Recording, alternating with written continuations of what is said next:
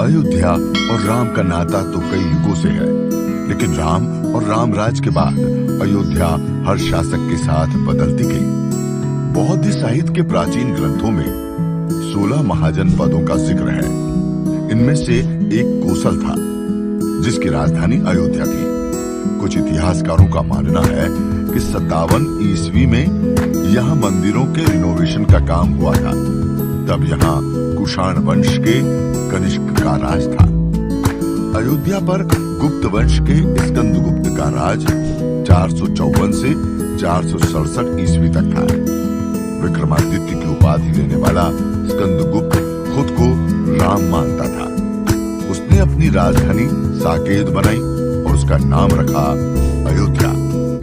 Hence T baker अपनी किताब history of Ayodhya में कहते हैं कि विक्रमादित्य ने अयोध्या के कई मंदिरों का जीर्णोद्धार करवाया था। गुप्त वंश के बाद लंबे समय तक अयोध्या कई छोटे छोटे राजाओं की खींचतान में फंसी रही। 1192 में मोहम्मद गोरी ने पृथ्वीराज चौहान को हराकर दिल्ली के तख्त पर कब्जा किया और अयोध्या भी उसके अधीन आ गई। इसी साल अयोध्या में मंदिरों के निर्माण पर रोक लगी, लेकिन इसके बावजूद यहाँ मंदिर बनाने के दस्तावेज मिलते हैं। इलाहाबाद जिले में गढ़वा और मेवाड़ में शिलालेख मिले हैं। इनमें लिखा है, साल 1199 में ठाकुर कुंदपाल श्रीवास्तव ने गढ़वा में नवग्रह मंदिर बनवाया और 1245 में ठाकुर श्रीवास्तव ने सिद्धेश्वर मंदिर बनवाया। 1526 में पानीपत की लड़ाई के बाद दिल्ली की सत्ता बदली और मुगल शासन शुरू हुआ। 1932 में छपी अयोध्या हिस्ट्री में लेखक लाला सीताराम कहते हैं, बाबर 1528 में अवध आया। जाने माने फकीर फजल कलंदर के कहने पर उसने अपने सिपह सालार मीर बाकी को हुक्म दिया कि राम जन्म स्थान पर बने मंदिर को तोड़कर मस्जिद बनाए। 17 दिनों तक वहां हिंदुओं से लड़ने के बाद मीर बाकी मंदिर में घुसा, लेकिन मूर्तियां अदृश्य हो चुकी थी।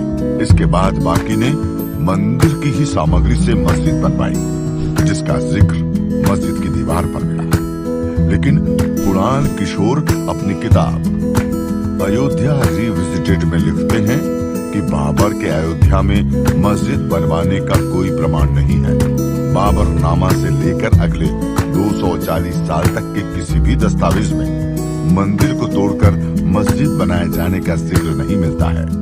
इसके पीछे उनका तर्क है, बाबरनामा के मुताबिक 20 जून 1529 को बाबर ने मीर बाकी और उसकी सेना को छुट्टी दे दी थी। ऐसे में मीर बाकी के मस्जिद बनवाने का सवाल ही नहीं उठता।